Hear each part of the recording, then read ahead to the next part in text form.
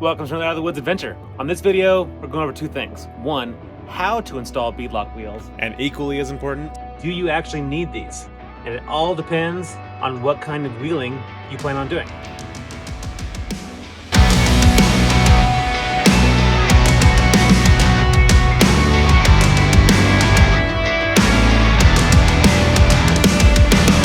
there are two types of off-roaders.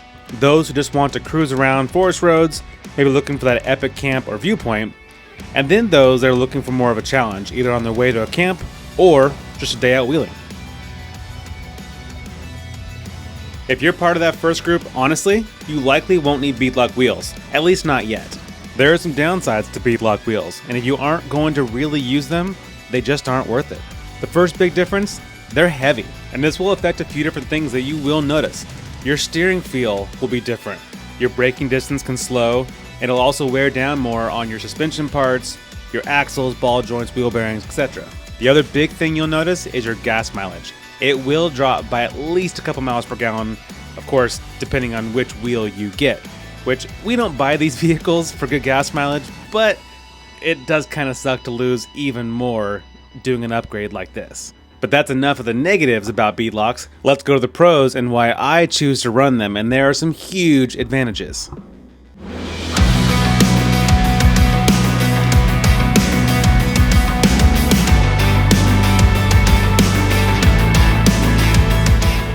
There's a lot of situations that beadlocks help tremendously, and snow is definitely one of them. Now, just having beadlocks itself is not going to help at all, but what does help is being able to air down far more than you would without beadlocks. Typically, without beadlocks, the comfortable range of airing down to is the low teens to around 10, with more extreme conditions maybe getting down to around 8, but you have to be so careful when you do. And in many cases driving in the snow, that will be plenty. But if you're looking for the deep powder like this, like I often am, then beadlocks give you the ability to drop down to practically almost zero, giving you way more traction. With the tires being essentially flat, it provides a bigger footprint, which equals better flotation. Similar to wearing snowshoes on your boots, in this case the tire widens and lengthens, spreading its way over more surface area, which helps the tire float on top of the snow as opposed to digging into it. And besides snow, it also helps even in super dry conditions like this, just giving you way more traction, less slipping, and less bouncing. So beadlocks aren't a requirement. Everything you've seen me do, you can do without beadlocks, and I have in the past. The nice thing about beadlocks is they just make it easier. One, being able to air down to 2 or 3 psi as opposed to stopping at 8 or 10, and just less chance of having the tire pop off the bead and having to deal with that on the trail, which no one wants to do. It is not fun. But now that you know whether or not you want to get them, let me show you how to put them on. So I just got this set of wheels from MTD Forged Wheels. I've been running beadlocks for a while now, but I decided to switch over to forged wheels, and let me tell you why. The two main reasons over a cast wheel is because they're stronger and lighter, so they should last longer without any issues. So your first question might be, why not just take the wheels to a shop, let them do it? Which is an option. The problem is most of your typical tire companies, like Discount Tire, Firestone, those kinds of places, they won't install these for you. At least not that I've found anyways. The only shops that will even talk to you about installing them will be some off-road shops. But if you do find a shop that can do it, you're going to pay a lot for it. When I priced around from different shops here in the Seattle area, I was getting around $300 a tire. Well, I got 5 tires, so you can do the math. That gets expensive really fast. The good thing is, even though this might seem intimidating to do yourself, it honestly is not that hard. It takes me about 30 minutes per tire with standard tools that just about any off-road enthusiast is going to have in their garage. So let me show you first what you need to get started. I'll be using an impact wrench for most of this, but a standard ratchet wrench will work just fine too. The impact is just a little bit faster. You'll also need a torque wrench, which if you don't have one, they're readily available at auto parts stores and hardware stores. You'll also want a rubber mallet and some anti-seize. And finally, some balancing beads, though I'll talk about this more a little bit later in the film. So first step, I'm going to take my impact, take out all these bolts, and remove the ring.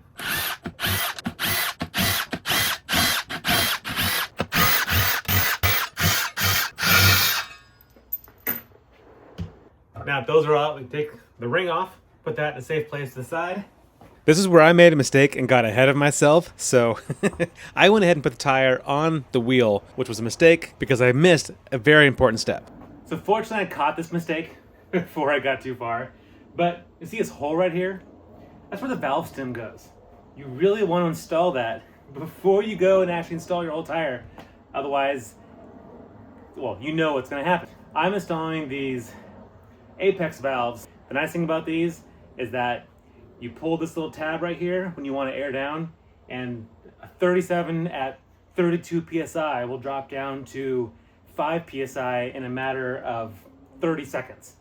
It's amazing. They also air up way faster than a standard valve does too. So highly recommend these. I've been wanting them for a while, finally bought them, and they're amazing. So now I will install my stem, then we'll do the rest of the tire. Here's my tires. I love running these Toyo Open Country MTs. This is now my third set, and I absolutely love them. I've also put them through every single type of terrain you can, and I've not once been disappointed with their performance. I cannot recommend these tires enough. If you're looking for a new tire, you will not be disappointed checking out these Toyos. But now let me get the wheel and start putting these two together. The only other decision you have to make is, depending on what kind of tire you have, you might have a white wall option or just a solid black option. You might also have a different tread pattern on the sidewall on one side versus the other. This tire is pretty much the same on both sides, so it's not that big of a decision, but yours might. So choose which side you want, and then we'll go to the next step. One thing I forgot to mention you're probably wondering about is, how do you balance the tire? The hard thing about these kinds of off-road tires, especially the mud terrains at this size, is that they don't balance well. They might balance well to start, but because they wear differently than an all-terrain does, the little glue-on or stick-on weights that a professional shop would do would only last for so long, and then they're going to fade. The balance is going to change, and they're going to have to be redone or rebalanced somewhat often. Some just won't balance tires like this, and they'll just rotate them more often, and that's an option. Personally, I like using balancing beads. You can find these on Amazon, but these simply just get poured right into the tire, and then every time you stop and start moving, they automatically find the spot on the tire that needs the weight, and they're constantly resetting themselves every time you drive. So this is the way I like to go. It's a pretty cost-effective option, and they're easy to get. Just make sure you get the right amount for your tire, and that you can usually find on the website that you buy these from. So put these in there, and then we'll be ready to set the tire to the wheel. After you pour in the beads, you have to lube up the edge of the tire, which makes it easier to slip over the edge of the wheel. I like to grab a rag, get it pretty wet with a soapy water solution, and wipe down the whole inner edge of the tire, making sure not to get any water actually inside the tire.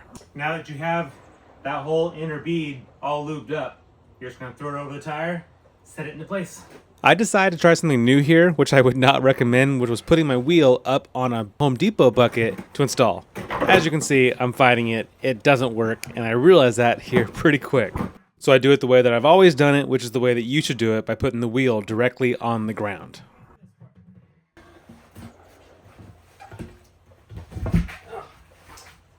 There we go. Now the tire's more or less in place, we're going to pick that up, put the bucket back in place,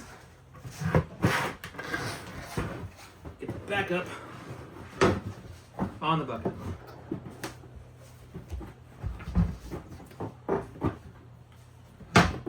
There we go. Next thing you want to make really close attention to is this little dot right here. For best balancing, needs to be lined up with the valve stem. So those are all lined up. Now I just need to set this bead. The way it's kind of sitting here on top is not what you want. You want it to be set in like this is. There's a couple ways to do this. You can use a couple pry bars and pry around the whole edge, being very careful not to damage your wheel or scratch it. Or in my case, a mallet works just fine. So now that we got this whole bead set behind that rim all the way around, now we are ready to go ahead and install the beadlock ring.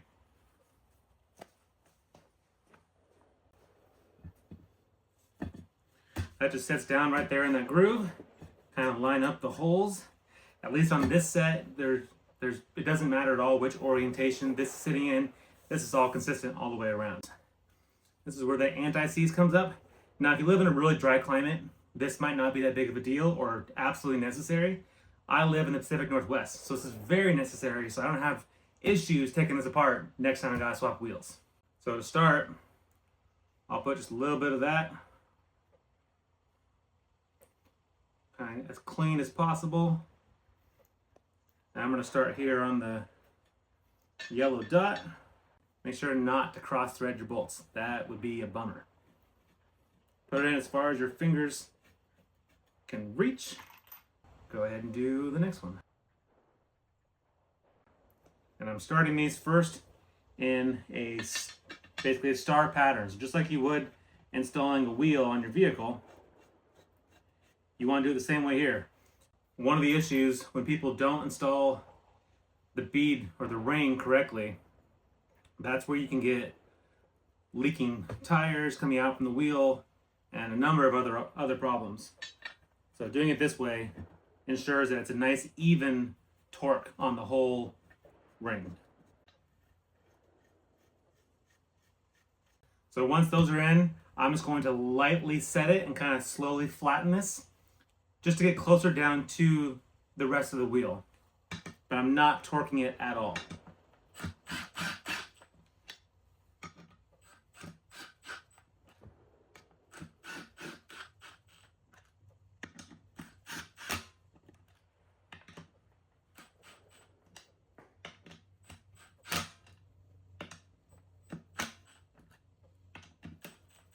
All right, and I'm just going to repeat that process.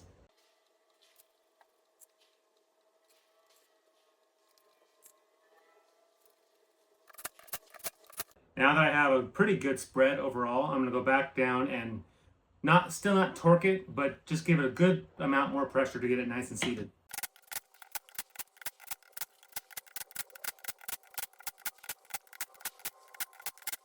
Now I'll just put in all the rest of the bolts.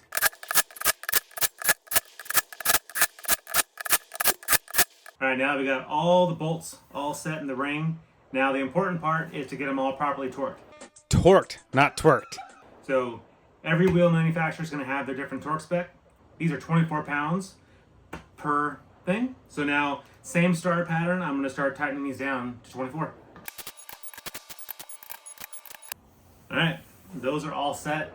Now I'm just going to go back over one more time, make sure they're all perfect, because they can change as you get it all down. So that's it. It really is that easy. That took me 30-40 minutes plus stopping to film all the time, but that's it. Now get rid of all this, and the final test is to air it up, make sure it holds air. If it doesn't, you know you did something wrong. So to air the tire, I don't currently have a compressor in my garage, so I'll be running a compressor off my Jeep. And speaking of the compressor, I cannot recommend this LastFit air compressor enough. This thing is incredible. It's lightweight, it's portable, and so fast. And you can set it to the desired PSI, hit the start button, and walk away. I've been using this compressor along with their quad hose setup for my Jeep for the last year or so, and I have nothing but good things to say. It airs up so fast. One issue I've noticed with these set of wheels, and I don't know why I didn't have the same issue with my last set of beadlock wheels, is that when I inflate the tire, it doesn't want to fully push out to that inner edge of the wheel.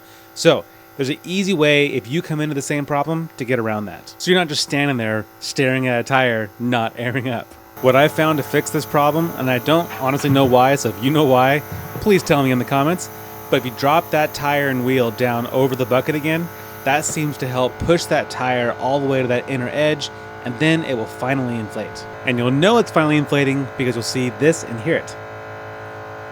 That's the first sign. There's still one more that's usually a lot louder, and it's coming here in a second.